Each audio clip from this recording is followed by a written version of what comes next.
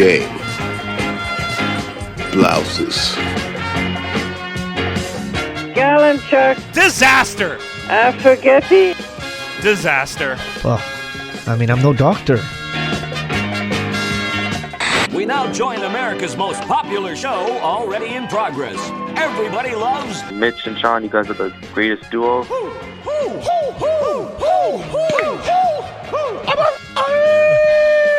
Fantastic.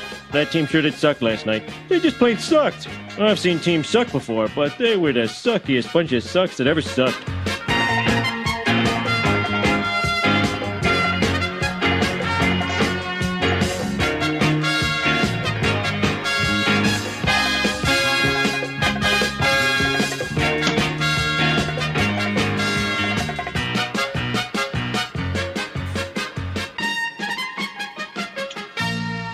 Hello, everybody. What's up? Welcome to another edition of the Postgame Pints podcast with myself, Mitch Gallo, and Sean Campbell, brought to you by La Brosse Brewery. Coming up, we are going to recap Week 1 in the National Football League. What's going on, Sean?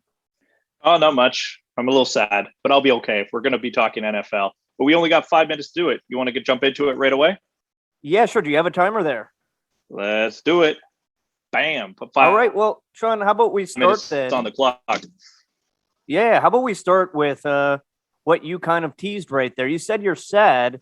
That's because Jameis Winston and the New Orleans Saints. Jameis Winston had 5 touchdown passes en route to a blowout by the Saints over the Packers.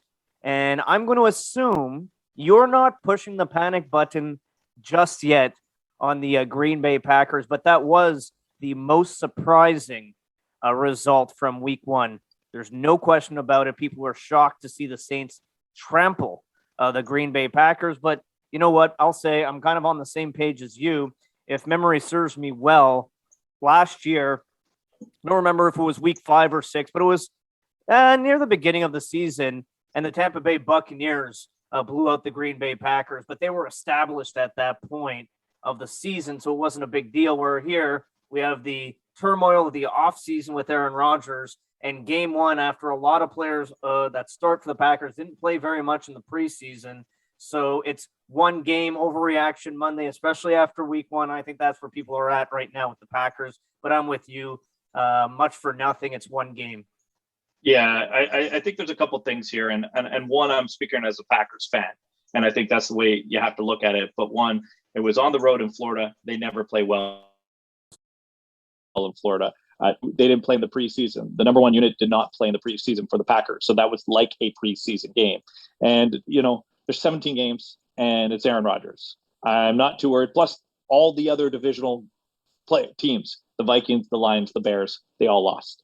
The whole division lost. So there's as Packers fans, I don't think anybody has anything to worry. They're still the best team in the division with a really bad week. I want to get to a couple other storylines. We only got 5 minutes. I thought the biggest storyline was Dak Prescott looking great for the Dallas Cowboys. I know it was in a loss, but I think that is great news for a player bouncing back. And I know that would happen earlier in the week. At the same time, I thought it was outstanding that Dak Prescott was able to get back on the field and perform like he did.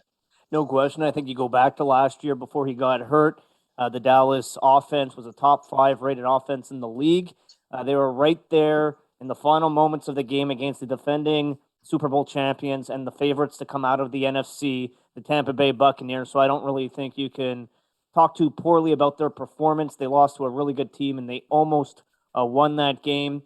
The only thing with Dallas, Sean, is their defense. That was the biggest issue last year. It'll be the biggest issue again. I know they drafted a linebacker in the first round. They bring in Dan Quinn, who obviously had success coaching the defense in Atlanta, but all season long, the offense isn't a question mark in Dallas. This is all going to be around if they can figure things out on defense, because I think the offense has a ton of talent.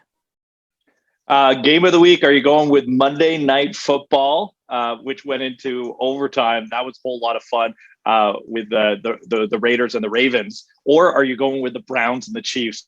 Because both games were outstanding. Yeah, both games were definitely outstanding. I can't say I caught very much of the Cleveland-Kansas City game live, so that was mostly highlights for me.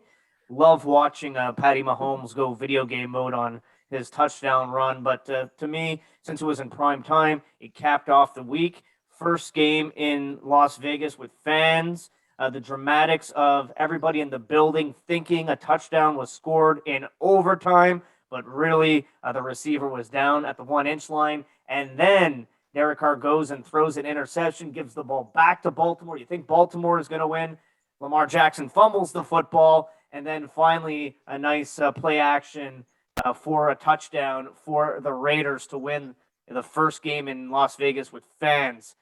With the Raiders there. So I think just with the swings in emotion, the changes in scoreline, the fact that Baltimore is expected to be a good team, yeah, the game of the week was Monday Night Football in my mind.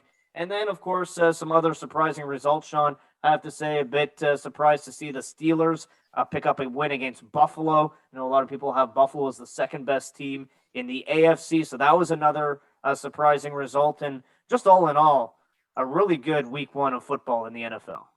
Yeah, I like that Steelers Bills game. I was shocked with how slow it started, but I'm telling you, I'm gonna Browns and the Chiefs. The Browns look so good early on. Hunt, Chubb doing what they need to do, and then like you said, video game mode. Just with Mahomes, 75 yards, touchdown when he wants. Tyreek Hill just shows why he is one of the best. Just a quick recap: 5-minute post-game show courtesy of Post Game Pints here in week one. I hear the buzzer. So. Hey, if we missed anything, feel free to drop us a line. We love your comments. Don't forget to click and subscribe. Listen to the Post Game Pints podcast, but subscribe and even put in a comment or a vote. We love your feedback. And that was 5 minutes of week one. Week one, there was a lot of things and a lot of teams we didn't touch on. So feel free to tell us what we missed and what story you thought was huge during that first week of the NFL season. Well, how's that for your entertainment value? They've done their job very, very well. Awesome! No.